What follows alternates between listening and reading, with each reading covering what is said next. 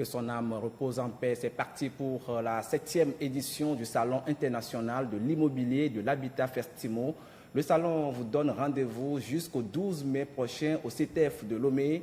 Et si vous êtes acteur de l'immobilier ou simple citoyen, vous pouvez y faire un tour pour découvrir les innovations ambitieuses dans les secteurs de l'immobilier et de l'habitat. Elles sont nombreuses à être exposées sur le site Issa Kaoula.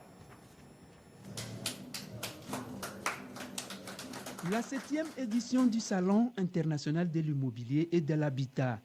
Un rendez-vous annuel des professionnels de la chaîne immobilière avec au menu plusieurs activités et des innovations à cette année charnière du salon. L'exposition a déjà été lancée. Tout à côté, nous aurons des séances d'ateliers de formation. Nous avons des séries de conférences. Nous nous y organisons avec le comité. Être présent à Kara au mois de juillet pour la 8e édition. Et la 9e édition, nous comptons le faire au mois d'août à Palimé, afin de prendre assez de recul pour préparer les 10 ans de Festimo. Permettre aux Togolais d'accéder à un logement décent et à un coût abordable, c'est ce à quoi s'attelle le gouvernement togolais depuis quelques années. Le Salon international de l'immobilier et de l'habitat a toujours bénéficié du soutien du gouvernement. L'adoption de l'avant-projet de loi portant code de l'urbanisme et de la construction et celui portant réglementation de la profession d'agent immobilier sont entre autres actions majeures visant à améliorer le parc immobilier et à favoriser l'accès à un logement décent. En privilégiant le partenariat public-privé pour l'aménagement des zones d'habitat planifiées inscrites dans la feuille de route gouvernementale, le gouvernement crée des synergies afin de dynamiser la collaboration entre les principaux acteurs de la chaîne immobilière. À cet effet, j'exhorte les professionnels ici présents, qui sont d'ailleurs de qualité, en particulier les promoteurs immobiliers, à s'engager véritablement dans cette dynamique.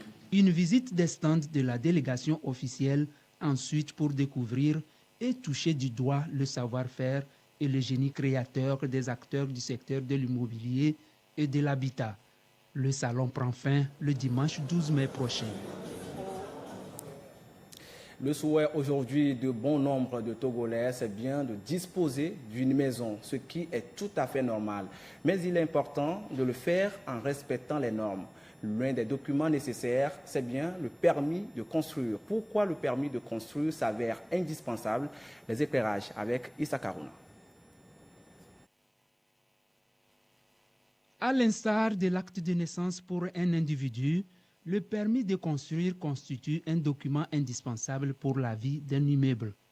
Pour permettre aux citoyens d'avoir accès à ce document, les procédures d'obtention ont été allégées.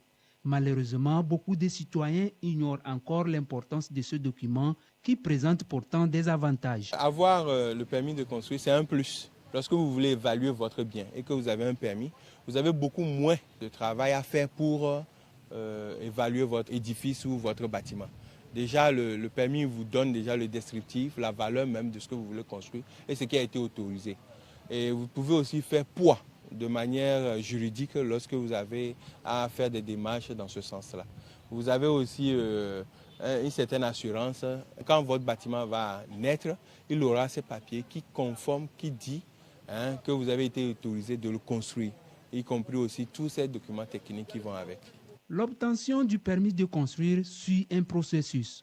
Pour sa fiabilité, il doit être conduit par des personnes qui en ont la compétence. Il faut d'abord et avant tout se confier à un architecte agréé, inscrit à l'ordre national des architectes du Togo, pour pouvoir entamer les processus qui concernent le permis de construire.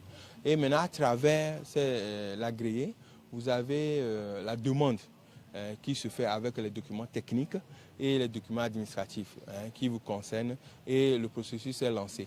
C'est d'abord des études, des documents que nous analysons et qui nous donnent autorisation sur l'élément à construire d'un individu, d'une collectivité ou d'une structure quelconque donnée dans la société. pour le processus, il faut compter à peu près une quinzaine de journées pour avoir le permis. Construire son immeuble, c'est bien. Cependant, il est mieux de le faire dans le respect des normes requises afin d'éviter toute surprise désagréable.